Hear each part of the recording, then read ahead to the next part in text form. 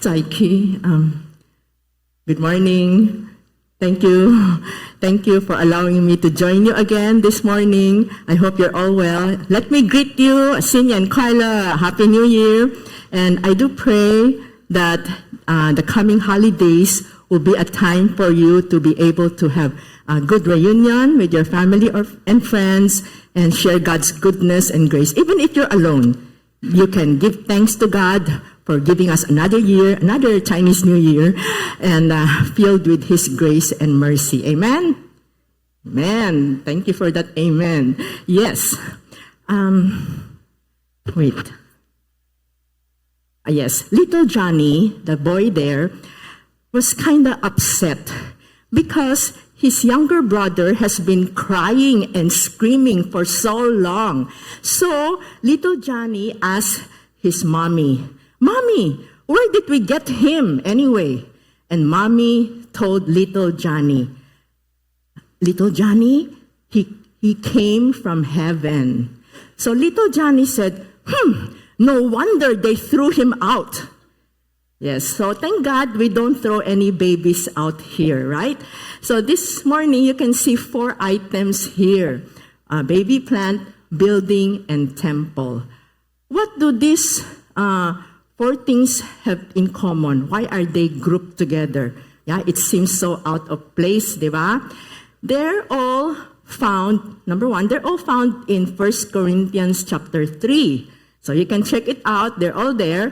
And if you notice, there's part 1 and part 2, meaning it's kind of long. So I don't think you want to stay until 1 p.m., di ba? 1 a.m., 1 p.m., di ba? No, of course not. So I divided it into 2. So God willing, maybe another time we can do the next part. So another thing common with this is these 4 things. Wait, it seems like it's moving on its own. These 4 things, yeah, it's moving on its own. These 4 things are all referring to one thing. Paul mentioned all of this, Apostle Paul mentioned all of these 4 things to refer to just one. Any guess? Yes, I know you know. Yes, it's the church, the people of God, the Christians. They all refer to all of us. So I divided these 4 things and classify it as 4G, letter G, so that I hope you can memorize it. Yeah. Before we move on, let's open with a word of prayer. Thank you, Father, for this morning. Thank you, Lord, for your grace, for your mercy. Thank you, Lord, for bringing us through this past year and we can celebrate another Chinese New Year. I pray, Lord God, that you'll fill us with your Spirit. Lord, we do need your Holy Spirit. Otherwise, everything that we do is useless, is in vain. So, Lord, grant us your wisdom, your knowledge, and understanding as we study your word. In Jesus' name we pray. Amen. This 4G, let's look at the first one. It's found in the first 4 verses. There's a baby there. "Dear brothers and sisters, when I was with you, I couldn't talk to you as I would to spiritual people. I had to talk as though you belonged to this world or as though you were infants in Christ. I had to feed you with milk, not with solid food, because you weren't ready for anything stronger. And you still aren't ready, for you are still controlled by your sinful nature.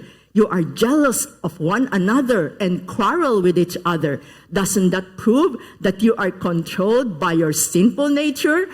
Aren't you living like people of the world? When one of you says, I am a follower of Paul, and another says, I follow Apollos, aren't you acting just like people of the world? Aren't you glad Apostle Paul is not here in front of us and scolding us with these words, right? Thank God that it's just written here. But these are really strong words, yeah? Who likes to eat infant food? Like formula and, all those mush. Actually, when more than 50 years ago, more than 50 years ago. I know your parents were not yet born, but I was 9 years old. My younger brother was born. We had four girls, siblings, and finally, one last after 8 years, our bunso, Sylvia. And then we have the baby boy. And the yaya sometimes will offer us the leftover, right? The mashed potato, mashed banana. Oh, anyone, any extra you want to eat? Oh, yeah, it tastes really good, right? And sometimes the Gerber, it was banned for a while kasi preservative Gerber, it's really good. But how about eating it every day? Yucky na, right? No, of course not. How about if you see someone with a teddy bear and an adult pacifier, may chipon, there? It's kind of strange, di ba? Apparently, there are adult pacifier pala available. You can go online. Gulat si Leia. I was shocked also. Go online and Amazon.com. No, please don't do it, okay? It's supposed to relieve stress daw. There are better ways to relieve stress, right? Talk to our pastors and they will teach you how to relieve stress. You don't need adult pacifier, yeah? So, what were they quarreling about anyway? What were the Corinthian church quarreling about? Some says, oh, my leader Paul is better. Not Apollos. No, Apollos is better. No, Paul. Apollos. Oh, yeah? Yeah. So that's the fight they have. Of course, we don't fight about that now, right? Do we fight? Of course, not in United Bethel Church. Other church, they will fight over their leaders. You know, our cell group leader, better, not like yours. Our study group leader is better, not like yours. Sa'yo, not growing. Ours, really growing already. Dapat sa'yo, isara na. Sayang sa budget. All those, right? Another fight may be rules. Maybe we should wear this and not wear that. We should do this and not do that. Maybe we should just start 10:30 na lang. Kasi, you see, the latecomers, para everyone, all of us will start on time. No. You are rewarding the latecomer. We should lock the door at 10 a.m. So I'm sure I'll be locked out na for most of the Sundays, right? So these are the rules, right? Rules, do we fight? Is there a need to fight over this? Gadgets. We should have the latest LED monitor or QLED na raw, quantum LED something. I researched on that. The latest daw, maganda, very sharp images. Wall-to-wall dapat. And we have to have carpeted. Dapat we should have a tablet on each seat in the pews, di ba? Para we don't need to stare at this. Okay, so no, I'm not suggesting anything, I'm just telling you that maybe these are the things that we fight about. Not us, other churches. Favorite, how come? He gets to sing every week, solo pa. Ako, nasa pews lang. Right? Or how come he gets to pray every week? No, not me. That's unfair. Have you heard of people doing that? I may also be guilty of that. How about doctrinal issues? Do you know that in the New Testament, the church there, as long as they meet together, they have Holy Communion. O, diba? Yan ang ni Paul in 1 Corinthians, according to Jesus, in giving the communion, as often as you meet together, do this in remembrance of me. So dapat every week we have Holy Communion. In fact, dapat every day. No. Once a week na lang. Once a month. Pwede na yon. And dapat real wine. New Testament, real wine, ha? Bakit tayo juice lang? So all those issues, I'm not suggesting anything again. Okay? Because these are just issues. Is it worth fighting about or fighting for? No, right? Again, please don't get me wrong. I'm not talking about issues like, oh, the leader there is involved in sexual sin na. It's okay na. Don't quarrel, right? Or issues like Jesus is not the Savior. Someone is teaching that na, okay na yan. No. I'm talking about trivial issues, right? So, but real issues, then of course, we need to address the issue. Pero let me ask you, what time is it? I know it's past 10:30, according to the photo, but what time is it? It's time to grow up. Yes, I will ask this question again, and all of you will answer together. But don't look at your neighbor and answer, huh? Just look straight and talk to yourself. Okay, church, what time is it? It's time to grow up. Amen. So there. No more quarreling. Yeah? There's a time to discuss things, but no more quarreling like what Paul said. No more jealousy. And no more envy. Is there a difference between the two? When you Google daw, there's no difference daw, interchangeable. But if you want to be technical, envy is wanting something that you don't have that others have. Example, a church member, wow, ang ganda naman ng sasakyan niya, kotse, dapat akin yan eh. Kaso, she was able to get that car, not me. Envy. Jealousy daw is having something, but you still want what others have. So you already have, example, your parents love you. Most of us, our parents love us, right? And your parents also love your cousin. Unfair. Dapat parents ko yan dapat ako lang. How come my parents love them as well? No, that's jealousy. Okay, how about, complaint. Yeah, there's an X already. I'm guilty of that. Last week, actually, I came in and this loud music blasted through my, and it's louder than my heartbeat and my eardrum. So I complained at the back. Sorry about that. So I told Herbert there, don't you feel that the music is too loud? And Herbert, without a beat, said, Marlene, it comes with age. That means I'm old, yeah? So, but in fairness, he also said, that's why I'm seated at the back. It's too loud for him. So instead of complaining, what is the antidote? What should I do? The best antidote, it's gratitude. I should be thankful that we have a beautiful church, right? Should be thankful we have good music, good sound, good musician, good instruments, and nice people to be with, to worship together. So many things we want to complain about. The antidote is gratitude. Lord, thank you. Amen. So try gratitude. And above all, forgive.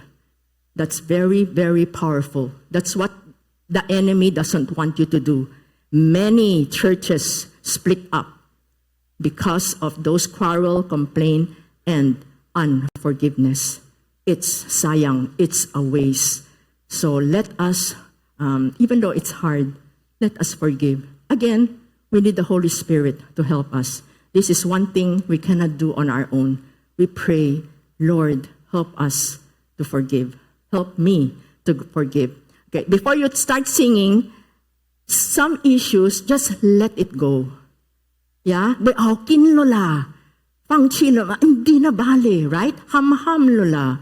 Because these are trivial things, right? What to wear, what to, how come he's singing, how come he's not. Let it go. Yes, again, this doesn't concern the issues that, are regarding, against the scripture na. That's different. So, I pray that you will realize that. I will ask again, what time is it? Excellent. Time to grow up. That's the first G. Grow up. Number 2, it's found in verses 5 to 9a. 9a, meaning that whole verse 9, I divided it into 2. A, the first part, and B, the next part. Kasi the first part belongs to more in context with this passage. The 9b, the next part, fits better for the next passage. Actually, the verses, the numbers, the chapters are not inspired by the Holy Spirit. It's not inspired by God. It doesn't mean that, it's holy, that we cannot change. No. It's written by men, a person named Stephanus, in 1555.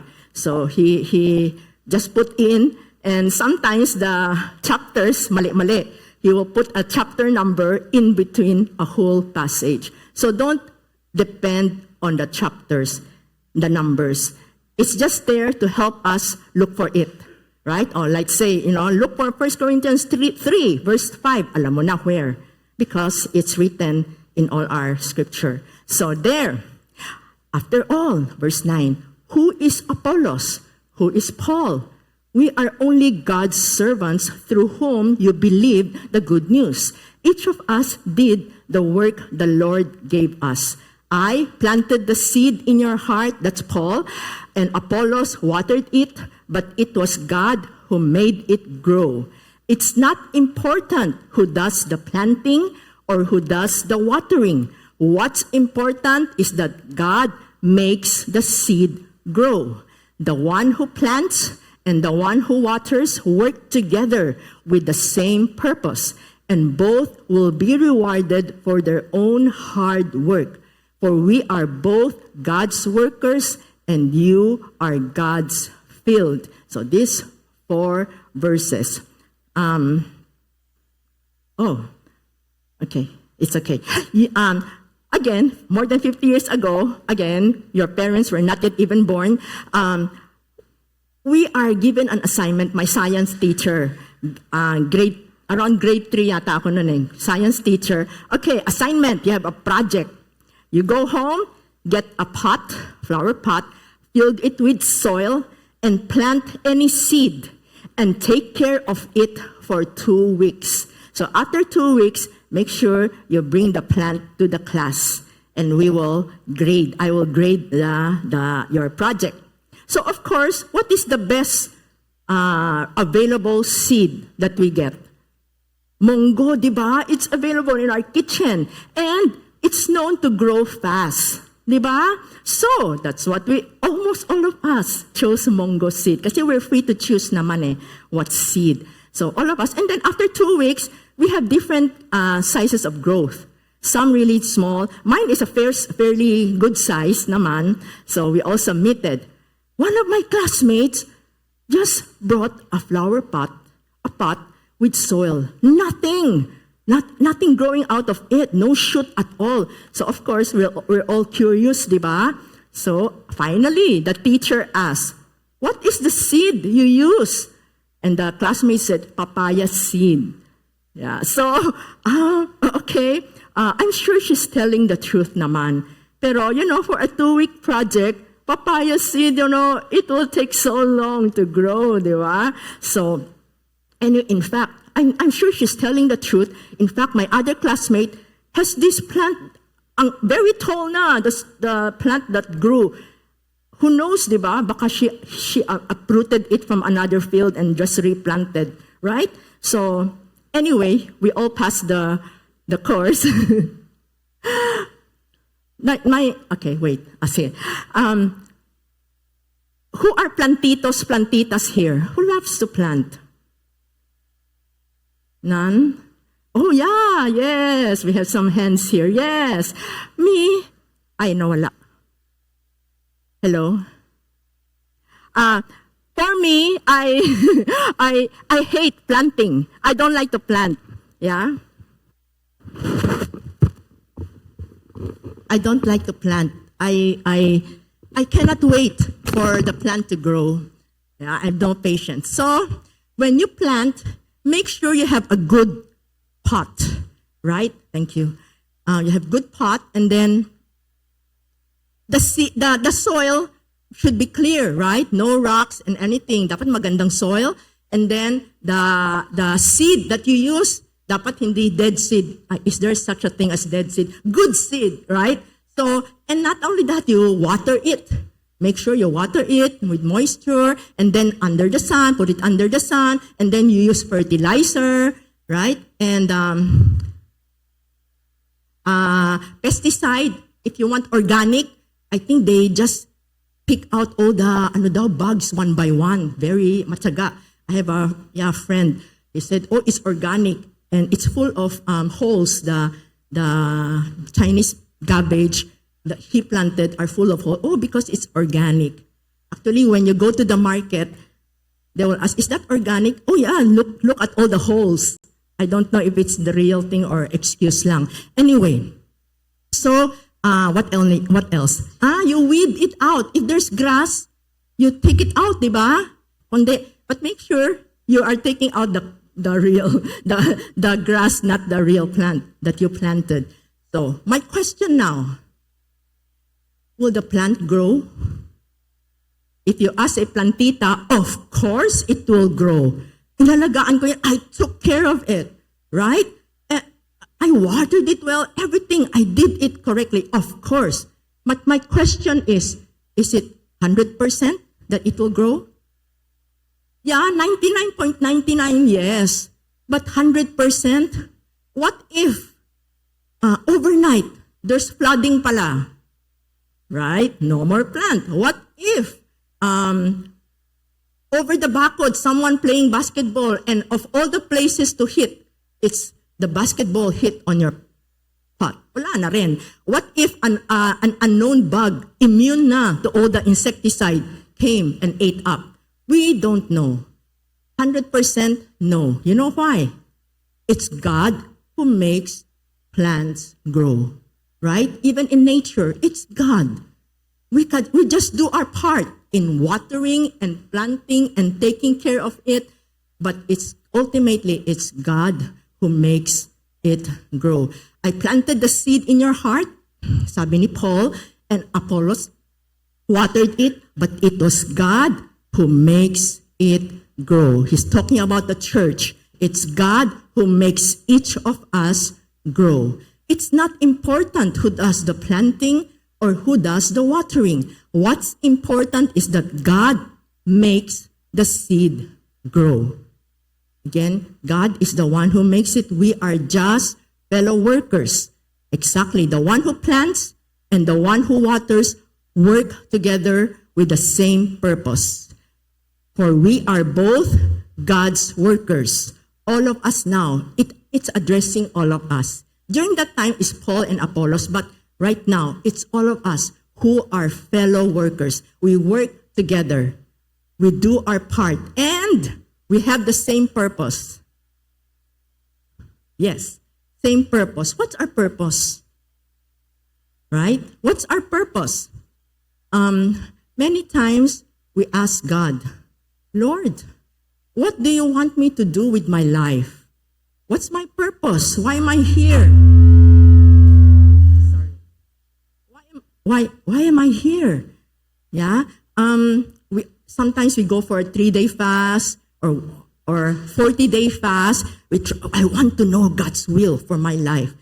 But it's already written in the scripture. In fact, last whole year, di ba? We spent the whole year talking about what we must do. We are to go make disciples. We are to go make disciples. Matthew 28.